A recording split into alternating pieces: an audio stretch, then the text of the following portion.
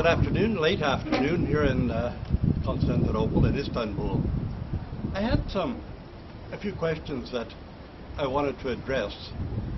One of those is about the use of expressions and terms by people who really don't know exactly what they mean. And it can be quite mischievous and cause a lot of actual pain and suffering sometimes when people try to make an absolute out of a misunderstanding of a concept or idea. I'll give you a couple of examples first.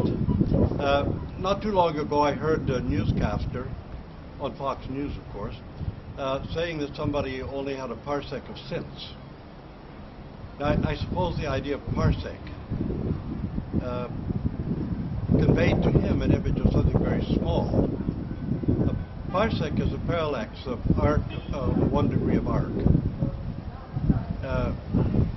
It happens to encompass about 31 trillion kilometers. Now, 31 trillion kilometers doesn't indicate a small amount of sense. It indicates a great deal of sense. But that's the sort of usage we get. I also hear people wanting to say that they've made a great advance. So they'll say that this is a quantum leap above something. The quantum leap is just the exchange of one electron from one quantum state to another. And it's so infinitesimal, so small, that you have a great deal of difficulty even measuring something that tiny. So a quantum leap means that you've been wasting your time and haven't made very much progress at all. And yet people use the terms in these ways. Now, the term that is important right now, everybody suddenly discovered the idea of neuroplasticity. And I hear being bandied about quite a lot. Neuroplasticity was really, the concept was really synthesized by a Canadian doctor named Donald Hebb in his 1947 paper. And we've developed a lot of understanding of it since then. But people seem to think that neuroplasticity can do absolutely anything. We're talking now, someone's trying to sell an educational program that uses neuroplasticity to teach people. And other people are talking about changing people by use of neuroplasticity. That is, in this given case, it's a case of borderline personality disorder. Someone is arguing with me that you can use neuroplasticity to change it. Well, it doesn't have anything to do with neuroplasticity.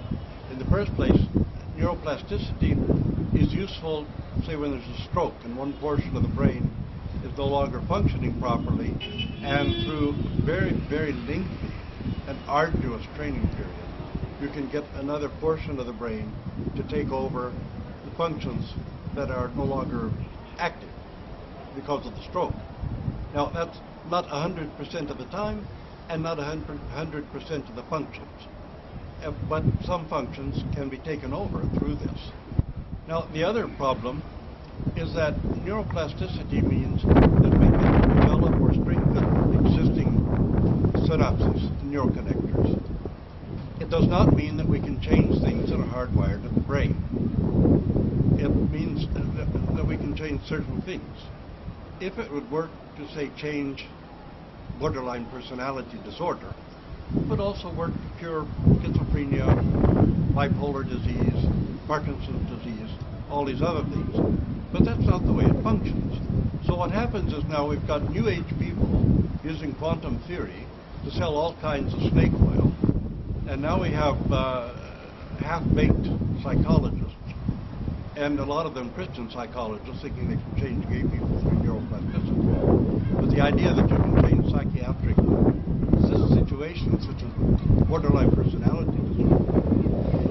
What's happened here is that somebody thinks that borderline personality disorder is just a personality disorder, and that it's subject to change by rethinking or through an act of will. It isn't. It's a very deep-seated and very dramatic and serious psychiatric illness, which even with the most arduous of dialectic therapy, you can make perhaps a 10% improvement, but it can't be cured at all. And neuroplasticity has absolutely nothing to do with it. So the trouble is that so many people use so many of these expressions, not knowing what they mean, but dogmatizing what the result should be, and it can cause a great deal of harm and mischief to people. So I just want to invite your attention to that fact, and when you hear all of this new neuroplasticity snake oil being peddled or sold, don't believe it.